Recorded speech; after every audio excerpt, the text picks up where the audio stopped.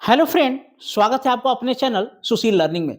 तो आज बहुत ही हम इम्पोर्टेंट वीडियो लेकर आ चुके हैं। जो लोग भी कंप्यूटर टीचर की तैयारी कर रहे हैं या करने वाले हैं, आप लोग को पता होगा टीआरई 4 का जो वैकेंसी आने वाला है बिहार में, वो एक बाहर लेकर आया है। तो मैं इसके रिगार्डिंग आज बहुत ही इम्पोर्टेंट क्वेश्चंस कलेक्ट करके आप लोग के लिए लाया हूँ। कैसे उसको सॉल्व करना है उसका ट्रिक भी बताऊंगा। तो इसीलिए आप लोग इस वीडियो में लास्ट तक बने रहिएगा, काफी यूजफुल वीडियो होने वाला है। और जो लोग हमारे चैनल पर नए आए हैं तो जाकर हमारे चैनल को सब्सक्राइब कर लीजिए और जाकर बेल आइकन को दबा दीजिए। हम कंप्यूटर से रिलेटेड वीडियो लाते रहते हैं। तो चलिए शुरू करते हैं हम लोग आज का ये इंपॉर्टेंट वीडियो। और इस वीडियो में आप लोग लास्ट तक बने रहिएगा, क्योंकि लास्ट में हम एक ऐसा ट्रिक बताने वाले हैं जिससे कि आपका कंप्यूटर टीचर बनने का जो सपना है वो बहुत ही आसान हो जाएगा। तो चलिए स्टार्ट करते हैं अपना ये वीडियो।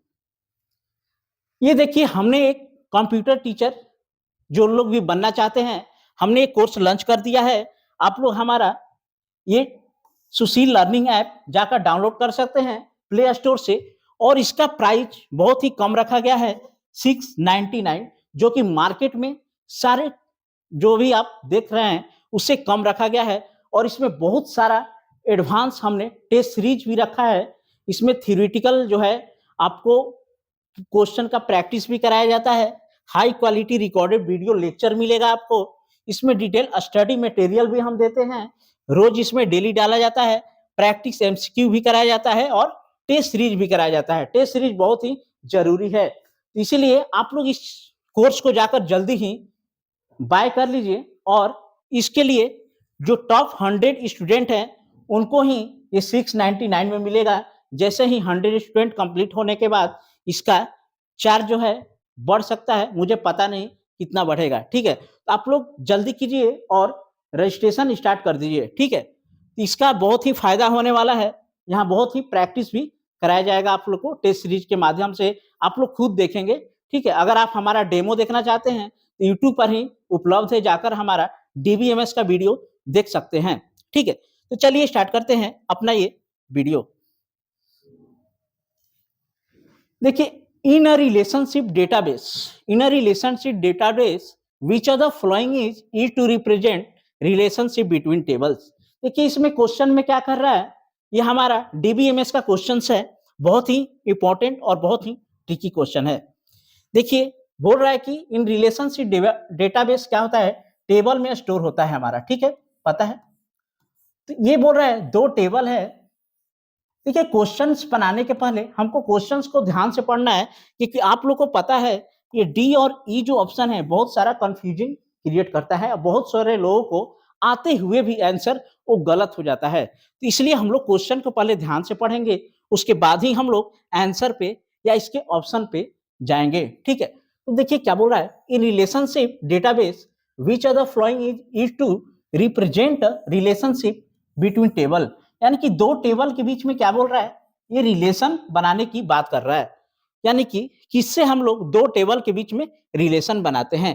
प्राइमरी की क्या होता है, प्राइमरी की क्या करता है, यूनिक आइडेंटिफाई करता है कोई भी रो को। ठीक है, किसी भी टेबल में एक रो को यूनिकली आइडेंटिफाई करने के लिए क्या यूज करते हैं हम लोग, प्राइमरी की यूज करते हैं। जैसे कि एम्प्लॉय का आईडी हो गया, तो प्राइमरी को हम लोग का रिलेशनशिप नहीं बताता है दो टेबल के बीच में।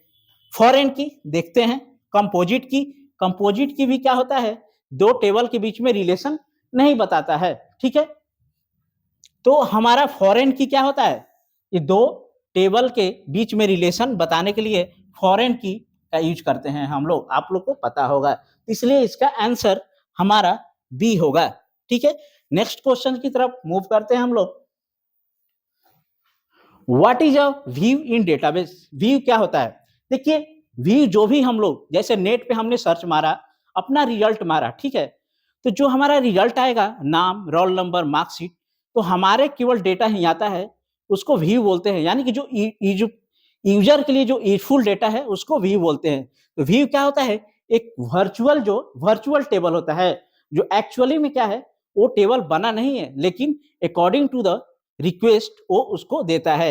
यानी कि क्या होता है, व्यू का मतलब वी मतलब होता है virtual, virtual table, virtual table होता है, इसका फिजिकली कोई एग्जिस्टेंट होता नहीं है, ठीक है। तो what is the view in a table, in a database, sorry, a virtual table, a storage procedure, और फिजिकल टेबल होता नहीं है, स्टोर प्रोसीजर नहीं होता है, दूसरा कॉन्सेप्ट होता है, लेकिन ये क्या होता है, एक वर्चुअल टेबल होता है। तो इसके लिए हमारा ए इज द करेक्ट आंसर। चलिए नेक्स्ट हम लोग देखते हैं, विच of the flowing is a property of relationship database, यानी कि जो भी रिलेशनशिप डेटाबेस है उसका प्रॉपर्टी बोल रहा है क्या होता है, ठीक है। तो चलिए एक एक ऑप्शन हम लोग देखते हैं, ठीक है। Tables contains rows and columns, क्या टेबल में रो और कॉलम रहता है? जी हाँ, रो भी रहता है, कॉलम भी रहता है। Tables are interconnected via relationships, जी हाँ, दो या टेबल्स या दो से अधिक टेबल क्या होता है, कनेक्टेड रहता है, हाँ रहता है। क्यों? क्योंकि कोई कॉलेज का टेबल है, एक स्टूडेंट का टेबल है, ठीक है। तो दोनों मान लीजिए किसी कॉलेज में उस आईडी है, बहुत सारे टीचर हैं, तो दोनों में रिलेशनशिप हमारा रहता है, यानी कि हमारा table are interconnected by relationship, यानी कि ये टेबल में रिलेशनशिप में हम लोग देखते हैं, जिससे रिलेशनशिप फॉरेन की के द्वारा हम लोग बनाते हैं। Data is stored in the form of object, बिल्कुल, डेटा हमारा किस फॉर्म में होता है, ऑब्जेक्ट के फॉर्म में स्टोर किया जाता है, ठीक है। तो ये क्या हुआ हमारा, यानी कि more than one of the above हमारा सही होगा, ठीक है, more than one of the above, यानी कि D is the correct answer. Next question देखते हैं हम लोग, विच of the following is an example of a data definition language, यानी कि डीडीएल कमांड। आप लोग को पता होगा बहुत सारा होता है, एक होता है डीडीएल, डीडीएल में क्या क्या आता है, यानी कि डेटा को जो डिफाइन करता है, ठीक है, जो डेटा को स्ट्रक्चर को बनाता है उसको क्या बोलते हैं, डीडीएल होता है। एक हमारा डीएमएल होता है, डेटा मैनिपुलेशन लैंग्वेज, ठीक है, एक हमारा, ठीक है। तो डीडीएल और डीएमएल हम लोग देखते हैं, तो डीडीएल में क्या होता है, सेलेक्ट, सेलेक्ट बिल्कुल नहीं, सेलेक्ट हमारा क्या है, डीएमएल है, यानी कि एक डेटा हमारा दिया हुआ है, उसमें सेलेक्ट करके उस डेटा को हम लोग लेते हैं, यानी कि डेटा को क्या करते हैं, मैनिपुलेट करते हैं, यानी कि डेटा को हम लोग चेंज करते हैं। ये डीएमएल में आता है हमारा, क्यों सा सेलेक्ट, ठीक है, यानी कि डीडीएल में नहीं आता है। इंसर्ट, अगर इंसर्ट कुछ करते हैं डेटा में तो वो भी क्या होगा, ये भी डीएमएल में आएगा, यानी कि डेटा मैनिपुलेट होगा, डेटा नया क्रिएट नहीं होगा, ठीक है। दोनों चीज में अंतर समझिए आप लोग, एक नया डेटा क्रिएट करना या डेटा को चेंज करना। अगर कुछ डेटा इंसर्ट करते हैं तो क्या नया डेटा क्रिएट होगा, नहीं होगा, उसमें क्या होगा, डेटा को मैनिपुलेट करेगा, यानी कि डेटा को चेंज करेगा, यानी कि इंसर्ट भी नहीं होगा। और क्रिएट कमांड क्यों यूज करते हैं, क्रिएट अ टेबल, यानी कि एक टेबल नया क्रिएट करने के लिए हम लोग क्रिएट कमांड का यूज करते हैं, जो कि डीडीएल में आता है, इसलिए हमारा create is the correct answer. कि क्रिएट करने से क्या होता है, क्रिएट टेबल, टेबल नेम, यानी कि एक नया डेटा क्रिएट करने के लिए हम लोग क्रिएट कमांड का यूज करते हैं, और ये कौन सा है, डेटा डेफिनेशन लैंग्वेज में आता है। इसमें बहुत सारा टाइप होता है, हम लोग थ्योरेटिकल पार्ट में इसको देखेंगे और काफी कॉन्सेप्ट को क्लियर होगा, इससे बहुत ही इंपॉर्टेंट कॉन्सेप्ट है डेटाबेस का, ठीक है। आप लोगों को क्लियर हो गया होगा डीडीएल और डीएमएल में क्या डिफरेंस है। नेक्स्ट देखते हैं, which of the following statements is used to remove a table and its data from the database, बोल रहा है कि हमारे डेटाबेस से टेबल और कंटेंट दोनों को यूज करना है, ठीक है, दोनों को क्या करना है, रिमूव करना है, ठीक है। एक होता है, मान लीजिए टेबल है और उसमें कुछ डेटा है, ठीक है, D1 D2 D3, ठीक है, केवल हमको डेटा को हटाना है, वो अलग चीज हो गया, और कुछ हमको टेबल भी हटाना है और डेटा भी हटाना है, यानी कि टेबल भी तो स्पेस लेगा। तो ये बोल रहा है कि टेबल और डेटा दोनों को हटाने के लिए कौन सा कमांड का यूज करते हैं, डिलीट कमांड, बिल्कुल नहीं, डिलीट हमारा यूज होता है डेटा को हटाने के लिए केवल, यानी कि टेबल को नहीं हटाता है। Delete data from table name एक कमांड होता है, ठीक है। ये डिलीट हमारा केवल क्या करता है, ये केवल कंटेंट को हटाता है, यानी कि डेटा को हटाता है, केवल डेटा को, ठीक है। ड्रॉप कमांड, जी हाँ, ड्रॉप से क्या होता है, टेबल और डेटा दोनों डिलीट होता है, ठीक है हमारा। ये होगा नहीं, यानी कि ये होगा। और रिमूव, रिमूव कोई कमांड हमारा होता नहीं है, ठीक है। एक डिलीट होता है हमारा कमांड, एक ड्रॉप होता है कमांड, ठीक है। और ये हमारा रिमूव कमांड कोई होता ही नहीं है, ठीक है। इसलिए हमारा कौन सा बी आंसर ट्रू हो जाएगा, ठीक है। डिलीट हम लोग डेटा हटाने के लिए करते हैं, ड्रॉप हम लोग टेबल और डेटा दोनों हटाने के लिए, रिमूव कोई कमांड ऐसा होता नहीं है, ठीक है। और एक होता है ट्रंकेट कमांड, ठीक है। 3 ही कमांड होता है, डिलीट, ट्रंकेट एंड ड्रॉप, ठीक है। तो चलिए नेक्स्ट देखते हैं। What does the like operator do in SQL. जो भी एसक्यूएल का पढ़ेंगे बेसिक कमांड्स है, ये हमारा लाइक ऑपरेटर यूज करते हैं, ऐसे इसको डिनोट करते हैं किसी को पैटर्न को मैचिंग करने के लिए। जैसे मान लीजिए हमें कोई टेबल दिया गया है, उस टेबल से निकालना है जो भी नाम है आर कैपिटल से स्टार्ट है, आर लेटर से स्टार्ट है, ठीक है। तो हम लोग कमांड क्या देंगे, परसेंटेज आर, ठीक है। और यहां पर आर दे देंगे, यहां परसेंटेज दे देंगे, ठीक है।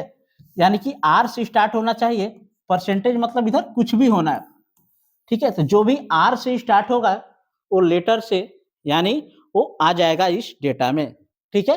तो लाइक ऑपरेटर का यूज किया जाता है, लाइक कमांड करके यूज करते हैं, लाइक आर ऐसे करके हम लोग कमांड इसको डिटेल में देखेंगे डेटाबेस में।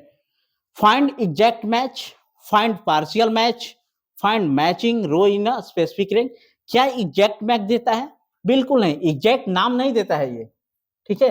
ये क्या देता है, पार्शियल, मतलब आधा देता है, आधा ही तो दिया, आर से जिसका भी नाम स्टार्ट है वो देगा, तो एग्जैक्ट नाम नहीं दे रहा है, ठीक है। रोहन, राम, रंगीन, कुछ भी जो आर से स्टार्ट है उस नाम को दिया है, यानी कि ये आधा अधूरा डेटा दिया है हमको, ठीक है। ये सही होगा, एग्जैक्ट नाम नहीं दिया, ठीक है। Finds matching row in a specific range, ये भी नहीं होता है, ठीक है। यानी कि हमारा बी करेक्ट होता है, फाइंड पार्शियल मैचेज, ठीक है। पार्शियल मैच इसमें होता है, ठीक है। नेक्स्ट क्वेश्चन देखते हैं। व्हाट इज द कैंडिडेट की इन डेटाबेस। कैंडिडेट की, फॉरेन की, प्राइमरी की, कंपोजिट की, ये बहुत सारा की कॉन्सेप्ट है डेटाबेस में जो कि हम लोग देखेंगे, ठीक है। और बहुत ही इंपॉर्टेंट कॉन्सेप्ट है की कॉन्सेप्ट, और हर बार टीआरई में ये अच्छा खासा क्वेश्चन देखने को मिलता है। ये पूछता है व्हाट इज कैंडिडेट की इन डेटाबेस। कैंडिडेट की क्या होता है, a key that uniquely identified a record in a table, a key that can be used as a primary key. क्या, a key that uniquely identify a record in table. क्या unique identify के लिए candidate की का use करते हैं? बिल्कुल नहीं। हम लोग कौन सा की यूज करते हैं यूनिक रो के लिए? प्राइमरी की करते हैं हम लोग। जो लोग भी पढ़े होंगे बेसिक या एडवांस, उनको पता होगा प्राइमरी की हम लोग यूनिकली आइडेंटिफाई के लिए प्राइमरी की का कॉन्सेप्ट यूज करते हैं। A key that can be used as a primary key, a key that is used to define relationship between table. Relationship between table के लिए क्या करते हैं, अभी मैंने देखा फॉरेन की होता है हमारा, कौन सा की, फॉरेन की। लेकिन कैंडिडेट की दैट कैन बी यूज्ड, ठीक है, प्राइमरी की, मतलब वो हो भी सकता है नहीं भी हो सकता है प्राइमरी की के लिए, तो उसको लिए क्या करते हैं, कैंडिडेट की यूज किया जाता है, यानी कि बी करेक्ट होगा, ठीक है। कैंडिडेट की क्या होता है, ग्रुप ऑफ कुछ की होता है जिसको कंबाइन करके हम लोग कैंडिडेट की प्राइमरी की बनाते हैं, यानी कि कैंडिडेट की प्राइमरी की हो भी सकता है और नहीं भी हो सकता है, ठीक है। इसीलिए स्टेटमेंट को बहुत ध्यान से पढ़ना है, उसके अकॉर्डिंग ही हम लोग को आंसर देना है, यानी कि be the correct answer. The key that can B होगा, ठीक है, ये श्योर नहीं है, यूनिकली आइडेंटिफाई करने के लिए प्राइमरी की का कंसेप्ट आता है। नेक्स्ट है विच protocol is used for secure data transfer over the internet. यानी कि इंटरनेट पे जो डाटा ट्रांसफर करते हैं उसके लिए कौन सा प्रोटोकॉल यानी कि सेट ऑफ रूल्स, कौन से रूल्स यूज किया जाता है या कौन सा प्रोटोकॉल यूज किया जाता है। देखिए, एक होता है ये HTTP यानी कि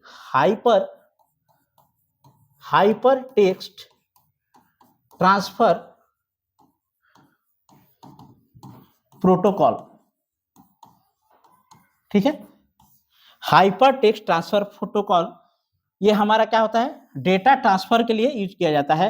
जैसे आप लोगों ने गूगल में देखा होगा, कुछ भी साइट मारते होंगे http www. ऐसे करके आता होगा, ठीक है। ये हमारा क्या होगा, हाइपर टेक्स्ट ट्रांसफर प्रोटोकॉल है। और ये है एस, यहाँ लग गया तो एस मतलब क्या होता है, सिक्योर। ये क्या पूछ रहा है हमारा, which protocol use to secure data transfer. तो सिक्योर डेटा ट्रांसफर के लिए हमारा HTTPS होता है। और FTP हमारा फाइल ट्रांसफर प्रोटोकॉल है, जो कि फाइल को ट्रांसफर करने के लिए यूज होता है। यानी कि इसका करेक्ट आंसर बी होगा, HTTPS यानी कि सिक्योर ट्रांसफर के लिए एस यहाँ लगा हुआ है, ठीक है। इसमें एस नहीं लगा है, ये सिक्योर नहीं होता है, ठीक है। जो भी बड़े बड़े वेबसाइट होते हैं, बैंकिंग वेबसाइट या कुछ भी, उसमें देखिएगा एस लगा रहता है लास्ट में HTTPS में, ठीक है। यहाँ कुछ नहीं लगा होगा, यानी कि ये सिक्योर नहीं है। और FTP मतलब फाइल ट्रांसफर होता है, यानी कि HTTPS the correct answer for secure data transfer, ठीक है। Which layer of OSI model is responsible for error detection? Error detection OSI model आप लोग को पता होगा, क्योंकि बहुत ही अच्छा कंसेप्ट है। किसमें, नेटवर्किंग में OSI मॉडल हम लोग देखेंगे और बहुत इंपॉर्टेंट इससे क्वेश्चंस भी बनते हैं। एप्लीकेशन लेयर आता है, presentation layer, session layer, transfer layer, data link layer, physical layer, इसमें 7 लेयर होते हैं। तो एरर डिटेक्शन के लिए पूछ रहा है कौन सा हमारा लेयर काम आता है। देखिए, फिजिकल लेयर में तो हमारा फिजिकल क्या होता है, यह हमारा सारे जो सिस्टम है वो रखे रहते हैं, केबलिंग किया रहता है, यानी कि physical existence of the system होता है। फिजिकल लेयर हमारा डेटा को ये एरर है या नहीं है ये नहीं चेक करता है। डेटा लिंक अभी देखेंगे। और नेटवर्क में क्या है, नेटवर्क से रिलेटेड डेटा को कहाँ भेजना है, कौन से रूट से भेजना है, कैसे जाएगा, उसका प्रोटोकॉल क्या होगा, ये सब डिफाइन करता है कौन, नेटवर्क लेवल, ठीक है। और डेटा लिंक लेयर हमारा क्या करता है, वो एरर को डिटेक्ट करता है, ठीक है। तो ये सब आप लोग पढ़ेंगे थ्योरी में, कंसेप्ट में, तो आप लोग को धीरे धीरे चीज ये सब समझ में आएगी और बेसिक टू एडवांस आपको हम ले जाने। तो चलिए हम लोग इस वीडियो को एंड करते हैं। अगर आपको हमारा कोर्स परचेज करना है तो डायरेक्ट इस पर मैसेज कर सकते हैं। ये हमारा व्हाट्सअप नंबर है, इस पर आप लोग मैसेज कीजिएगा तो आपको रिप्लाई आएगा और उस पर बहुत सारा इंफॉर्मेशन प्राप्त कर सकते हैं। तब तक लिए बहुत बहुत धन्यवाद।